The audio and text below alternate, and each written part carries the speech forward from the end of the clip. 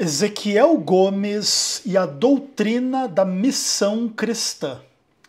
Eu sou Ezequiel Gomes, você está no canal Vem Senhor Jesus e nós estamos entrando na reta final aqui da minha série autobiográfica. Ainda restam alguns vídeos, esse não é o último, mas já vou começar a dar os spoilers e alertar.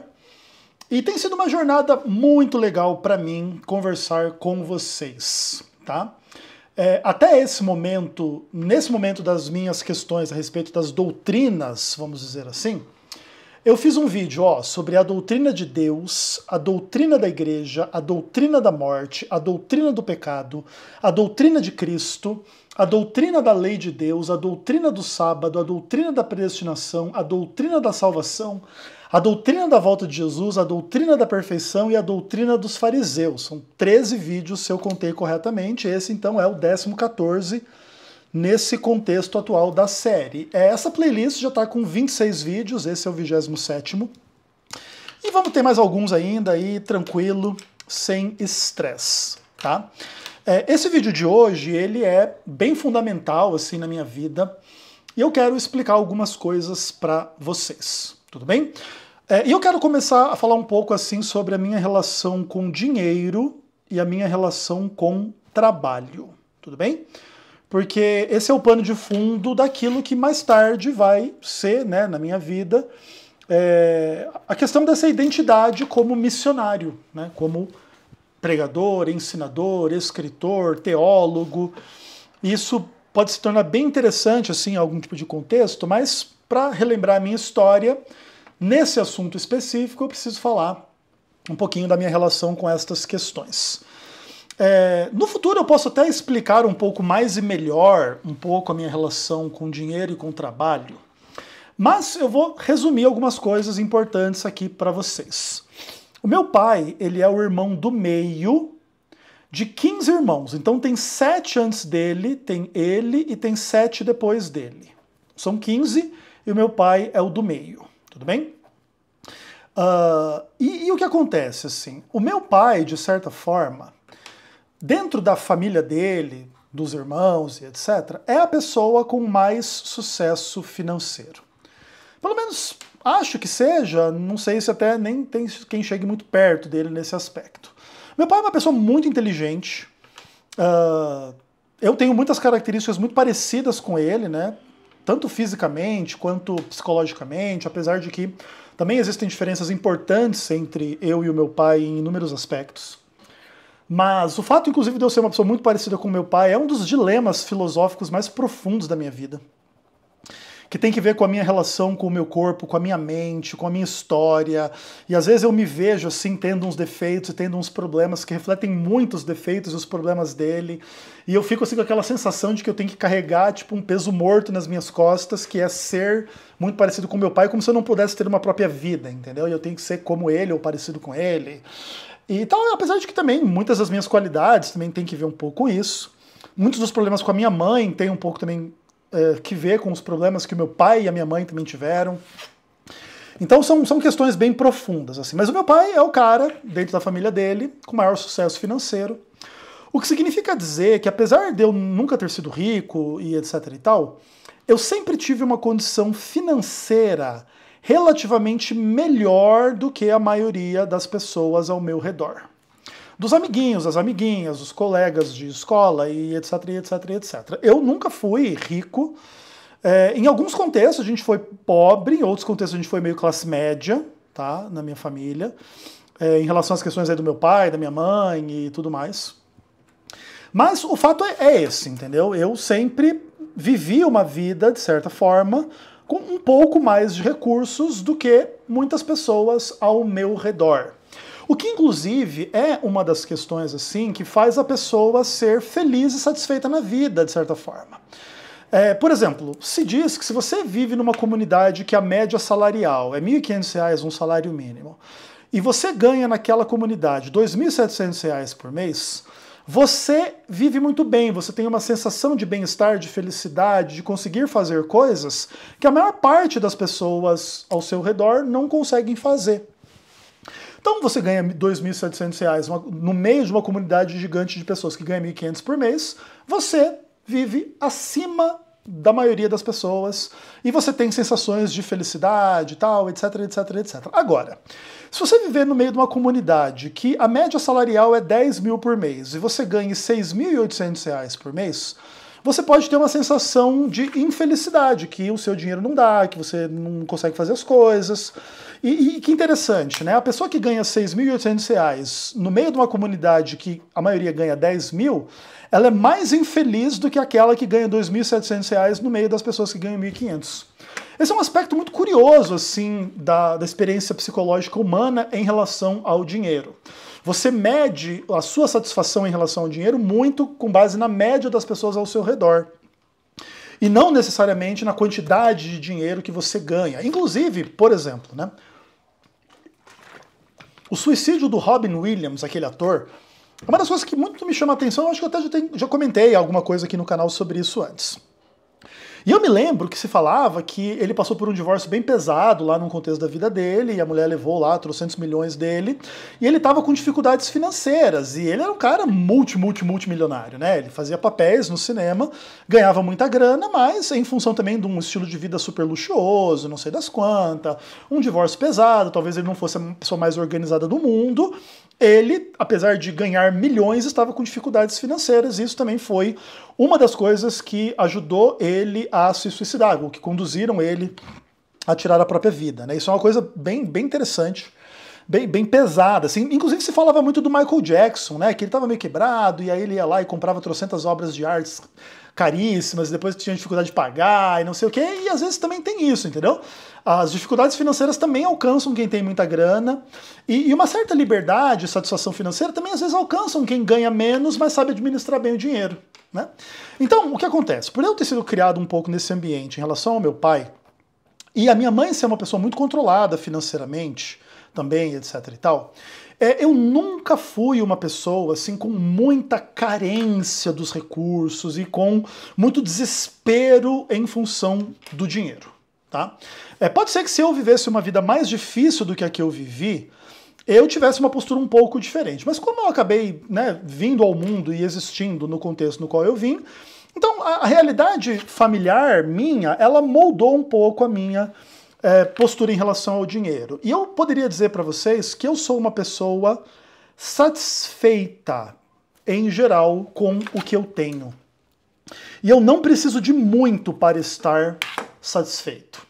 Isso é uma coisa muito interessante. Eu não sou uma pessoa super ambiciosa, até por isso talvez eu até deixei de conquistar algumas coisas na minha vida, em função assim de não ser assim, de não guardar dinheiro e não planejar o futuro, e comprar carro, e casas, e propriedades, e não sei o quê. Eu sou uma pessoa assim que, sei lá, mano, se eu ganho 10 mil por mês, eu gasto 9 mil por mês, ou 9 e pouquinho, e quase tudo, e às vezes tem uma emergência ou outra, gasta o que guardou, e é isso, e eu vivo assim também um pouco como a maioria das pessoas nesse aspecto, né? Até um pouco um erro, de certa forma, se eu fosse uma pessoa mais econômica e que fizesse mais poupança e economia, poderia ser uma coisa um pouco melhor. Mas eu sou como eu sou, em função também de toda uma história e toda uma questão bem complexa da minha parte. Mas eu não sou o cara insatisfeito com a minha vida financeira, super focado em grana e que mede o sucesso na vida das pessoas por dinheiro. Eu não tenho uma visão superficial das coisas. Inclusive, às vezes, assim, eu, por exemplo, assim, se você pudesse perguntar pra mim assim, se eu escolheria ter, num primeiro momento, dinheiro ou beleza, eu escolheria beleza. Que é uma coisa que eu valorizo mais do que o dinheiro. Até também porque com a beleza você conquista mais dinheiro, né? Mas com dinheiro você não muda a sua feiura, né? Isso também é verdade. Apesar de que também existem um pouco algumas pessoas na história da humanidade que provam o contrário, né? Não sei se vocês já viram umas fotos assim de umas atrizes que falam assim, né? O problema não é ser pobre, o problema não é ser feia, é ser pobre. Aí elas eram feias, aí depois elas ficaram milionárias e, por exemplo, a Carla Perez é um exemplo desse tipo, né? Ela era uma guria toda troncha, horrorosa, apesar de ter uma bunda gigantesca, né, que acho que é com isso que ela fez a fortuna dela lá, quando ela dançava no El Chan. E aí, depois disso, ela foi lá, fez plástica no nariz, tirou todos os dentes, colocou uns dentes perfeitos, fez plástica aqui, e ela virou uma menina super bonita que ela nunca seria se ela não tivesse dinheiro, né, no caso. É bem interessante você ver as fotos da Carla Perez antes e depois, né? Ela era uma guria bem esquisitona, na real, no começo. E depois fizeram dela uma Barbiezinha, assim, mas também não é uma coisa assim, também não é aquela beleza que super me atrai, assim. E tal, apesar da gente ser muito fã do El Chan quando a gente era jovenzinho, assim, criança, né? Não podemos negar, né? Mas eu gostava mais da tiazinha do que da feiticeira e do que do El Chan, tá? Mano, os anos 90, pelo amor de Deus, cara, só pela graça. Ok, mas, enfim, tudo isso pra dizer que eu não sou o cara focado em grana, e eu também, às vezes quando eu tenho a percepção assim, de que existem pessoas muito bonitas e com muita grana, eu, sinceramente, assim, eu me coloco no lugar delas em relação a algumas questões na vida, e às vezes eu tenho empatia e pena dessas pessoas. Por várias questões, assim, tanto da vida quanto da eternidade, vamos dizer assim. A vida não é fácil para ninguém, na minha opinião. Se você tem beleza, se você tem dinheiro, a sua vida não quer dizer que ela é fácil. E também tem um monte de gente que vai pro inferno e que tal, não sei o quê. Então, tipo, é uma questão bem complexa, assim, tudo, sabe? Então eu não tenho inveja de pessoas que são mais bonitas do que eu, têm mais dinheiro do que eu sou relativamente satisfeito com a minha vida, e eu entendo que o sucesso na vida não está focado nestas questões. Ponto. Beleza. Aí agora eu preciso falar um pouco da minha relação com o trabalho, tá? O que acontece, assim, eu não sou uma pessoa que tem dificuldade de me esforçar pra caramba e trabalhar pra caramba. Entretanto, quando eu era mais jovem, eu tinha mais dificuldade com isso. Quando eu era mais jovem, especialmente assim, eu acredito que o meu primeiro emprego, eu consegui, eu acredito que eu tinha uns 19 anos de idade, assim, talvez 18, assim, 18 para 19 anos de idade. Eu fui vendedor. Foi meu primeiro emprego. Eu fui vendedor numa loja de CDs ali na Boca Maldita, em Curitiba. Inclusive, com o meu primeiro salário, eu me lembro que eu recebi o dinheiro e eu comprei, lá na loja que eu trabalhava mesmo, 2 CDs de jazz. Um do Dizzy Gillespie, se eu não me engano, ele é um trompetista, assim, muito legal, adorava aquele disco. E um disco de um pianista que chama Thelonious Monk. Muito legal também o cara, assim. O Thelonious Monk, ele é um cara, eu acho que ele é especial, assim, eu acho que ele tem uns parafusos a menos, assim, na cabeça. E ele toca piano de uma forma super esquisita, assim. E eu comprei um CD, apesar de que eu não lembro se foi do Thelonious Monk ou do Duke Ellington, tá? Isso aqui eu não me lembro se foi um desses dois, mas eu tinha vários discos de jazz, eu tinha Duke Ellington, tinha Thelonious Monk, tinha Dizzy Gillespie, mas eu não lembro se no meu primeiro salário foi o Duke Ellington e o Dizzy Gillespie ou foi o Thelonious Monk e o Dizzy Gillespie que eu comprei. Mas enfim, o fato é que eu comprei 2 discos de jazz com o meu primeiro salário. E o que acontece, assim, eu sempre achei o mundo do trabalho naquela época, especialmente de carteira assinada, essa coisa arada, um negócio, assim, muito chato pra mim. E eu sempre tive muita dificuldade de ser funcionário, tá? Muita dificuldade. Eu sou uma pessoa, por natureza, insubordinada, avessa à autoridade. Nem meu pai e minha mãe têm muita autoridade sobre mim, muito menos chefe, gerente, supervisor, essas coisas. E eu sempre tive um pouco de problema nos trabalhos que eu trabalhei. E o que acontece? Chegou uma hora que, para mim, a melhor profissão que havia era de vendedor autônomo e músico, que também é um autônomo, né? Tipo assim. Então, assim, tipo, eu sempre quis e sempre meio que busquei, assim, ser o meu próprio chefe, ser um profissional liberal, não ter horário, o que inclusive fazia com que em alguns contextos eu trabalhasse menos do que a maioria das pessoas, em outros contextos eu trabalhasse mais do que a maioria das pessoas, tá? Mas o que acontece, assim, eu preciso um pouco de independência, assim. Eu tenho muita dificuldade com ordens, com chefe, com horários, com rotina muito estrita. Eu começo a ficar doente, eu começo a perder o sentido da minha vida, assim, se a coisa é muito quadradinha, muito regradinha, muito marcação cerrada de chefe e cobrança. Eu não tenho problema de trabalhar duro, tá? Inclusive, pelo contrário, assim. Mas essas questões são parte da minha essência e da minha natureza, ok? Ok, então, beleza. é importante vocês entenderem aí essa questão e tudo mais. E tem um outro aspecto, assim, importante para mim, que é assim, eu sou muito feliz quando eu trabalho em algo que eu acredito, e eu sou bem infeliz quando eu trabalho meramente por necessidade. Isso é uma coisa assim que sempre foi assim na minha vida, em tudo o que eu fiz e em tudo o que eu faço até hoje na minha vida, tá? Eu sou feliz mesmo que eu ganhe menos fazendo o que eu gosto, e eu sou triste mesmo que eu ganhe bem fazendo uma coisa meramente por necessidade. Por exemplo, né, para vocês entenderem assim, todas as coisas com as quais eu me envolvi na vida, ou a maioria delas, tem alguma espécie de idealismo da minha parte envolvida. Então, por exemplo, na época de eu ser autônomo, apesar de eu ganhar a maior parte do meu dinheiro como vendedor, eu também ganhava um bom dinheiro como músico, e trabalhei, ganhei, fiz várias coisas e tal, e etc. E, por exemplo, a música é uma coisa assim super idealista para mim, assim. Eu acredito no poder da arte, eu acredito no poder da música, eu acredito assim que a música é uma coisa essencial na vida, e eu acho super legal assim o universo da música. Então, tipo, eu tô ganhando um pouco menos de grana, mas eu tô fazendo música, eu tô feliz. Depois eu vou me tornar pastor, né? E aí tem todos os ideais do evangelho, tal, não sei o quê. A gente vai falar daqui a pouco dessa coisa da missão cristã e não sei o quê. Eu também sou super feliz fazendo isso. E depois, no futuro, eu vou conhecer o Bitcoin, e também o Bitcoin vai se tornar uma absoluta paixão na minha vida, assim, algo muito idealista em termos econômicos, políticos e tecnológicos. E eu sou muito feliz, assim, trabalhando com o Bitcoin, ou como pastor, ou com a música, que são as principais questões da minha vida, em relação à grana e tudo mais. Só que o que acontece, assim, houve um período, um pouco antes de eu escrever o meu comentário sobre 2 Pedro, que eu estava trabalhando em trocentos projetos de Bitcoin, ganhando bem, e eu comecei a ficar doente porque eu não estava lidando com teologia.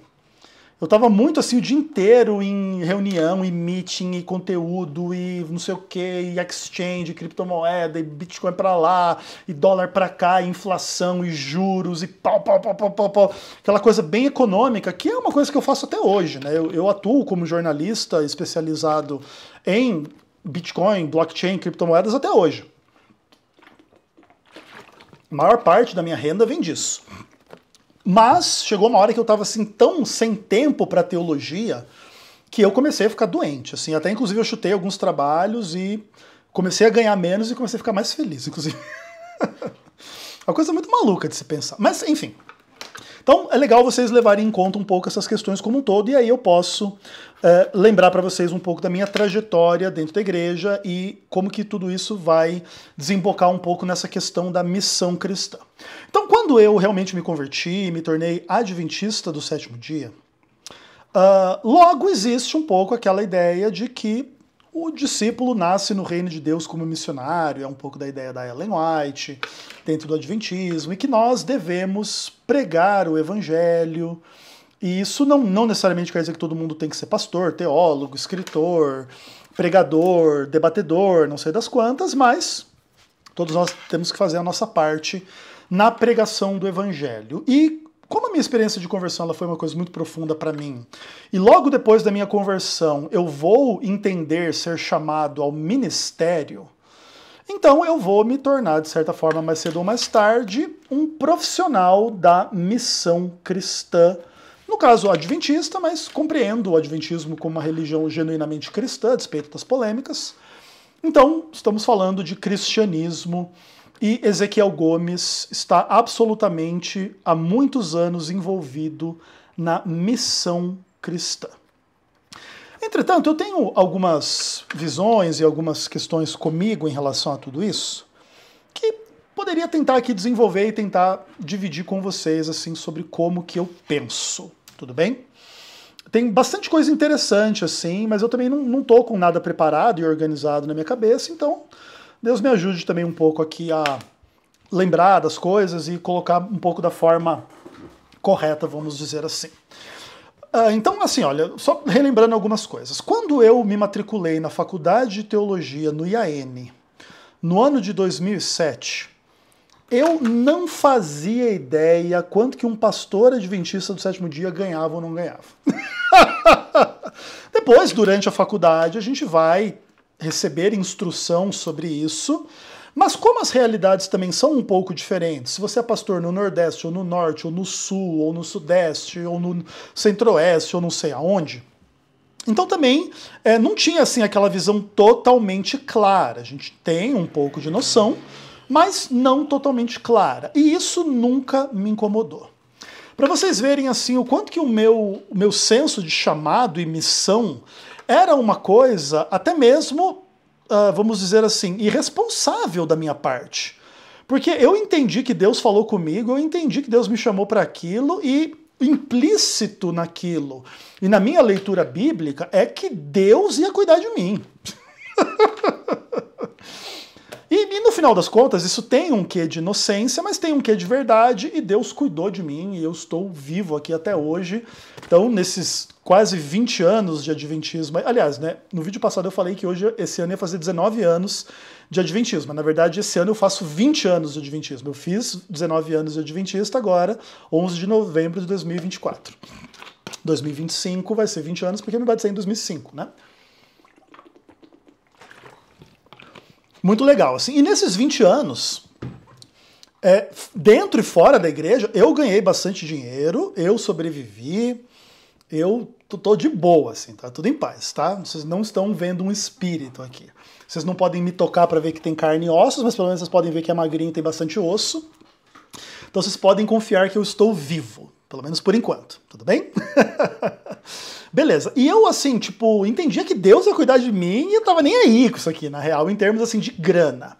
E pra mim, o que me apaixonou na missão cristã não tinha que ver assim com a estrutura adventista multinacional de dízimos e ofertas e uma obra mundial e trocentos bilhões de dólares que fluem do mundo inteiro para a Conferência Geral e as divisões e as uniões e as associações e as igrejas locais e não sei o quê. Tem muita gente na igreja adventista do sétimo dia que é meio deslumbrada assim com essa estrutura que na verdade é bobo fazer isso, tá? Inclusive se diz que no Google, no Brasil, se você coloca qual é a igreja mais organizada do mundo, aparece o Brasil. Mas isso não é exatamente uma verdade, porque a Igreja Católica é 1000 vezes mais bem organizada do que o Adventismo, tem muito mais instituições, é muito mais antiga, muito mais ampla e etc, tá? Se eu não me engano, acho que foi o Rodrigo Custódio que eu vi ele falando isso em algum vídeo dele, que no Brasil alguém conseguiu manipular lá, não sei se foi um Wikipedia da vida, alguma coisa, que quando você pergunta isso pro Google, qual é a igreja mais organizada do mundo, aparece Brasil, aliás, aparece Adventismo do sétimo dia, e se você faz essa mesma busca fora do Brasil, aparece a Igreja Católica, que obviamente é a correta, né? Mas mesmo que fosse assim, mesmo que o Adventismo do sétimo dia fosse a igreja mais organizada do mundo, isso não seria um elogio. Porque, em grande medida, o Adventismo é um monstro burocrático, ineficiente, que rouba trocentos bilhões de dólares da base e leva para o topo para retardado mental do tipo de Ted Wilson e Ayrton Keller, não sei o quê, brincar de igreja e, no final das contas, é um puro farisaísmo, nos termos aí um pouco do que a gente estava falando no vídeo anterior. Inclusive, né, é importante dizer que o farisaísmo é a verdadeira religião da maioria dos adventistas, tudo bem? E talvez da maioria dos cristãos em geral mesmo, porque na prática a maioria das questões cristãs gira em torno de questões não claras na Bíblia, um monte de bobajada cultural e tal. Então o farisaísmo é a grande religião, essa que é a verdade. E inclusive nesse aspecto não se espante, né? Que eu sou muito crítico da religião e eu sou visto como um cara muito polêmico na religião, porque o antifarisaísmo corre nas minhas veias, tudo bem? Importante conectar as ideias e perceber as questões. Mas assim, o que me apaixonou na missão cristã para me fazer assim abandonar minha vida e ser pastor missionário e etc., tem que ver assim com todo o meu idealismo cristão. Tá? Apesar de eu ser um cara pé no chão e gostar de lidar com as coisas tais quais elas são na realidade, dentro da minha percepção, por um lado também eu entendo que eu não sou o dono da verdade, mas eu sou bem calcado em ser um cara pé no chão, tá? Não sei se vocês percebem isso, mas eu sou assim. Isso é importante para mim. Mas por um outro lado, eu também tenho idealismo.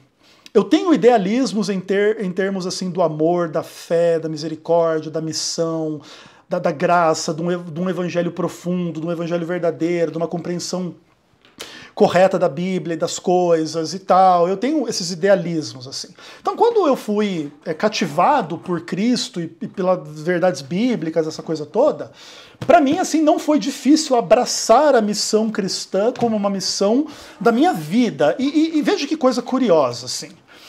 Eu, Ezequiel Gomes, de certa forma, eu sou a pessoa mais estranha que existe na Igreja Adventista do Sétimo Dia. E eu acho que histórias como a minha, elas pode até ser que existam algumas um pouco parecidas em alguns aspectos, mas eu acredito que eu sou uma figura um pouco singular, assim, e eu acho que isso também não é só mérito meu, vamos dizer assim, das minhas questões pessoais, mas tem muito a ver com a internet.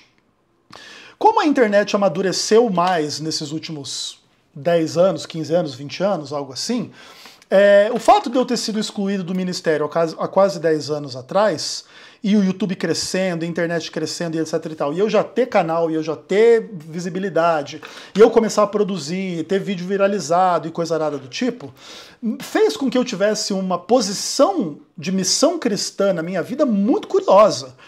Porque é muito engraçado, assim, por um lado eu sou visto como pastor, por outro lado eu sou visto como ex-pastor, por um lado eu sou visto como adventista, por outro lado, eu sou visto como apóstata do adventismo.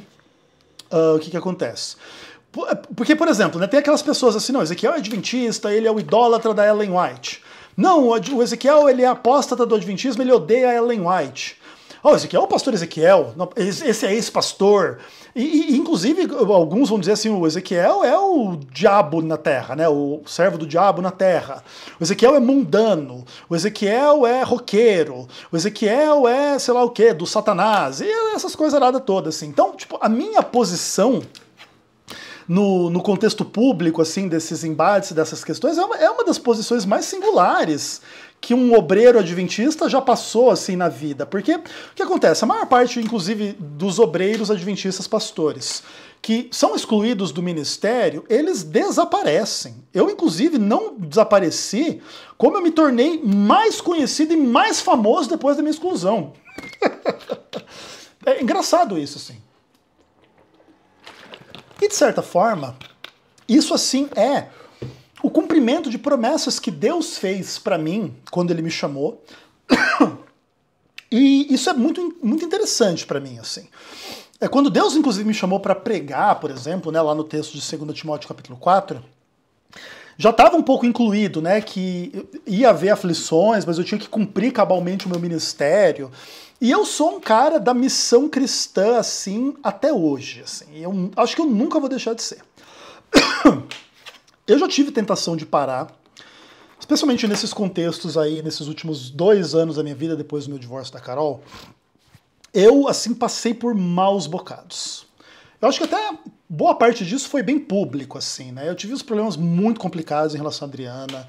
Voltou muito, assim, aquele monte de pesadelo, aquele monte de sentimento, aquela loucurada toda. Graças a Deus eu tô melhorando em relação a isso. Inclusive o último vídeo dessa série tem a ver, né, com essa história toda, pra gente fazer o fechamento dessa merda dessa história, que é a doutrina do amor e do sexo. Enfim.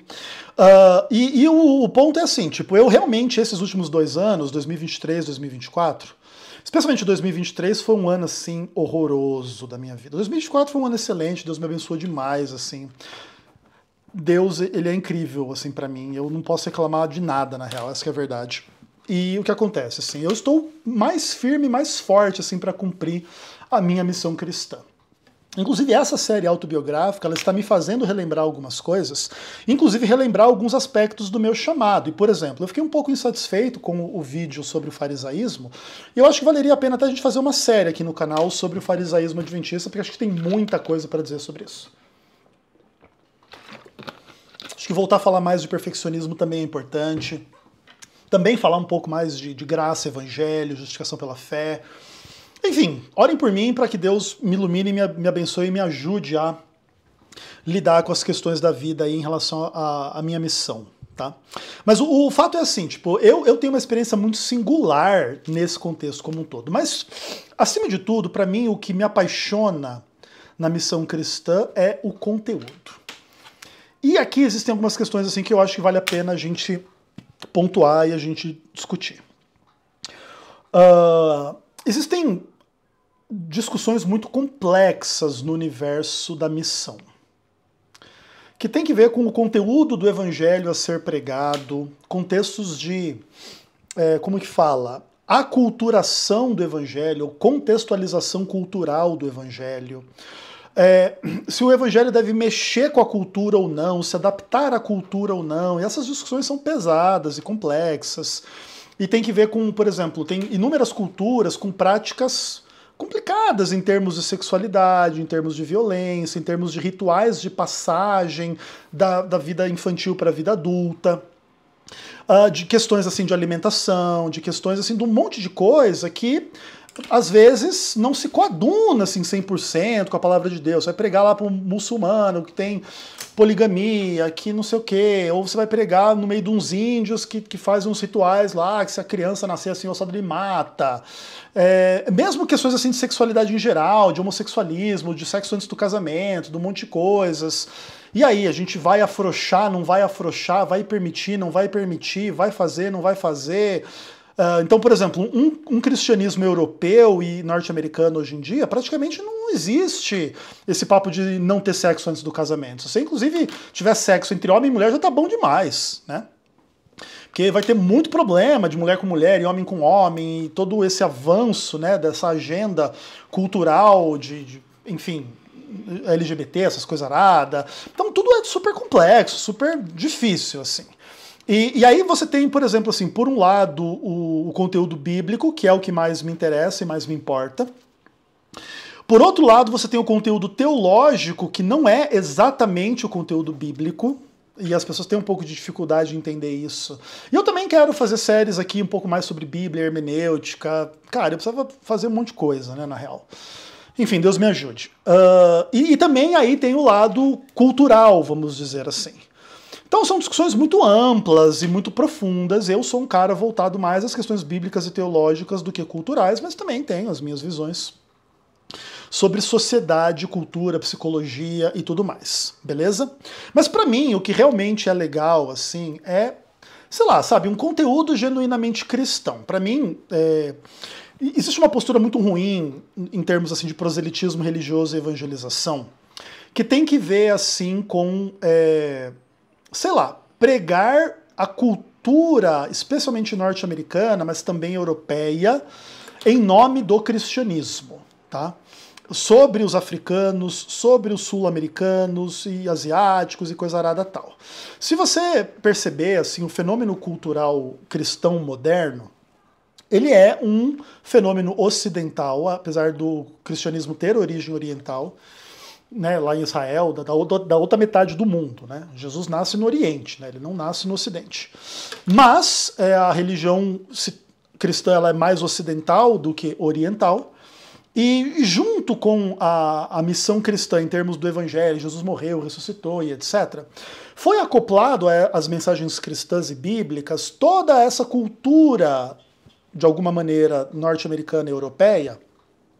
E esse é um dos aspectos mais difíceis, assim, que tornam a missão cristã uma colonização da consciência do outro e em ampla medida das bobajadas farisaicas, traduzidas agora para esses contextos modernos, europeus e norte-americanos. E isso é uma coisa muito curiosa. Assim. Então, se você, por exemplo, não ouve música do Inário, que é uma música europeia e americana, você é tipo um infiel a Deus. Porque, de alguma forma, vai existir a ideia de que a fidelidade a Deus está conectada a esse universo musical europeu norte-americano. Inclusive, qualquer adventista que pense que o Inário adventista é um negócio meio sagrado, meio inspirado por Deus e blá blá blá, é exatamente porque a pessoa ela foi colonizada por essa cultura cristã europeia norte-americana. Tá? E eu sou bastante contra isso. E não é por ser um cara assim que, sei lá, eu não tenho visões antropológicas de esquerda ou nada do tipo, assim, anti-imperialistas e anticapitalistas e blá blá blá, tá? Essa não é a fonte da minha discussão em relação a isso. O que me incomoda realmente no contexto assim da missão como colonização do outro tem que ver em ampla medida com o fenômeno do que a gente chama de lavagem cerebral. Esse aspecto assim da missão cristã que fanatiza as pessoas, que explora certas características das emoções humanas, dos sentimentos humanos, conectando coisas a Deus e ao diabo, tudo muito maniqueísta, tudo muito bem e mal, nós e eles, e etc e tal, e Deus está com a gente e não com eles, e para você estar com Deus, você tem que estar com a gente, e aí você tem que admitir as nossas sensibilidades culturais sobre música, sobre roupa, sobre sexo e sobre tudo e etc., faz com que a missão cristã se torne um projeto muito mais social, político e econômico do que, de fato, espiritual e cristão e blá blá blá. Esse é um ponto assim que é lamentável para mim, assim, porque eu nunca quis servir a um projeto de poder social, político, econômico de uma multinacional como o Adventismo do Sétimo Dia, e de certa forma nunca servi, porque né, as tensões entre eu e a organização adventista, elas inclusive demonstram que mesmo dentro da estrutura, dentro da organização, eu sempre fui vocal, de certa forma direta ou indireta, em relação a estas coisas, tá? E nunca permiti que o farisaísmo e o perfeccionismo adventista andassem ao meu redor de forma muito impune. E talvez com esses comentários vocês entendam um pouco melhor a minha história e as minhas questões. Mas o ponto é assim, gente, eu sou apaixonado na missão cristã genuína, de pregar a Cristo, de pregar o Evangelho, de ensinar a palavra de Deus, de ensiná-la na sua inteireza, na sua completude, na sua profundidade, de não tratar as pessoas como idiotas, inclusive por isso eu me incomodo muito com aquilo que eu percebo, que são posturas de pessoas que eu considero burras, retardadas mentais, sabe esse tipo de coisa? E não é porque eu quero que elas pensem como eu para não ser burras e retardadas mentais. Não. É porque elas podem discordar de mim, elas podem ser diferentes de mim, elas podem até, inclusive, me inspirar a eu mesmo mudar e crescer, mas elas têm que fazer isso com base em conteúdos e posturas mais bem embasadas na Bíblia, mais lógicas e também mais profundas em relação às coisas. E não simplesmente a essa repetição idiota dessa colonização mental, dessa lavagem cerebral que se faz dentro das igrejas e no Adventismo não é diferente, entende? E eu sou uma pessoa que luta pela emancipação do coração, da alma, do caráter, da vida das pessoas. Claro que eu tenho os meus pecados e os meus erros, claro que algumas pessoas podem julgar um pouco de algumas coisas que eu penso como perigosas e ruins, e eu respeito e eu entendo, mas eu sou um missionário daquilo que Deus ensinou para mim na minha jornada de vida. E é por isso que eu sou uma pessoa relativamente incansável naquilo que eu faço. Claro que isso também tem que ver um pouco com a minha condição mental. Pessoas como eu têm muita energia, têm muita disposição, que a maioria das outras pessoas não tem, tá? Inclusive por isso eu sou uma pessoa de um certo destaque em relação a algumas coisas que eu faço, porque simplesmente eu faço muito mais e por isso também eu acabo fazendo melhor do que a maioria das pessoas que não consegue. E inclusive nesse aspecto, a missão cristã, fora assim da minha experiência pessoal, ela contém algumas coisas bem problemáticas, na real. Inclusive, a gente também precisa falar mais sobre evangelização aqui nesse canal, né? Evangelismo e tudo mais. Na real, eu voltando assim aos temas dessa série, eu percebo que a gente teria que fazer uns 200 vídeos sobre cada um desses temas, sobre Deus, o pecado, o diabo, a salvação, não sei o quê. Porque é isso, né? Então, ou seja, eu tenho pelo menos mais 10 mil vídeos para fazer aí para começar a discutir essas coisas. E essa aqui é a verdade. Mas o que acontece, assim... depois, em outro momento, a gente pode falar mais um pouco sobre como que a igreja, a instituição, instrumentaliza o fanatismo ou as emoções e o amor e a fé das pessoas para trazer mais pessoas para a igreja. Esse é um aspecto um pouco complexo, assim. Eu já trabalhei em evangelismo. O evangelismo não é o céu, pelo contrário, tem sempre bastante problemas. E por exemplo, tá?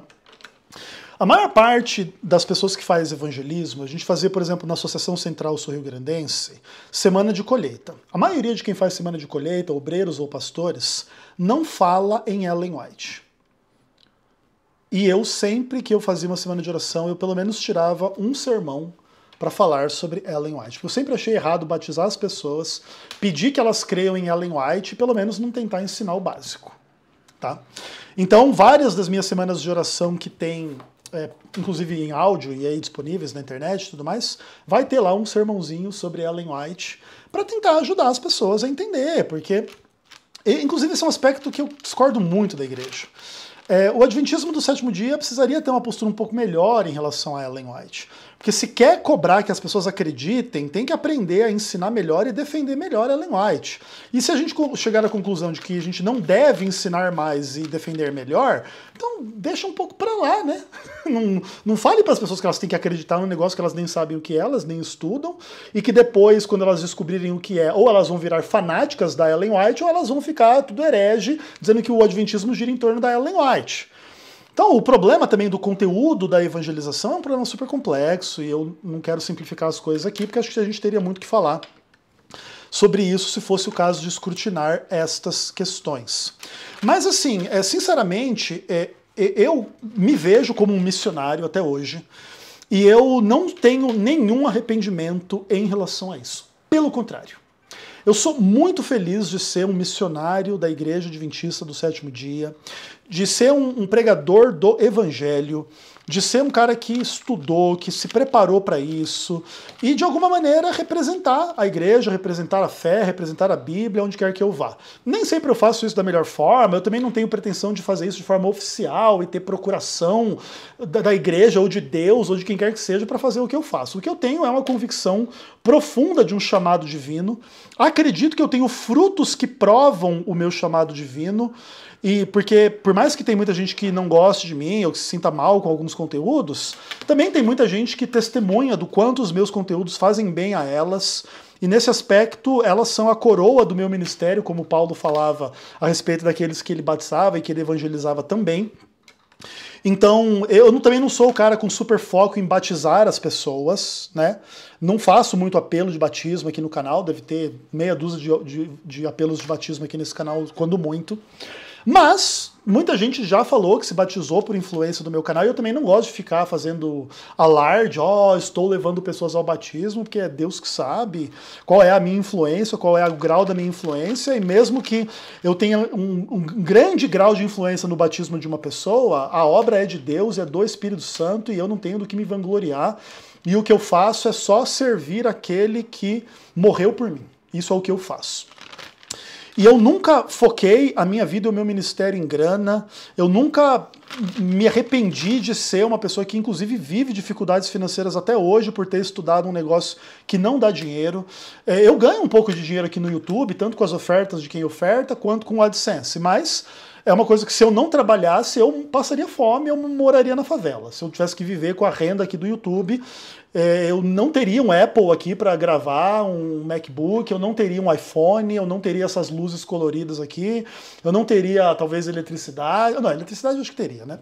Enfim, eu não teria trocentas coisas que eu tenho, que eu ganhei trabalhando, ou mesmo, né, ganhando de presente de vocês, que me ajudam na minha missão e por causa da minha missão, e que me amam por eu ser um missionário. Tá? E eu fico muito feliz de ter essa característica como cristão. Tudo bem? Ok, então por esse vídeo é isso, e no próximo vídeo a gente vai falar sobre a minha experiência com a doutrina do Espírito de Profecia. Até lá, e um abraço, fiquem com Deus, até o próximo vídeo, se Deus quiser.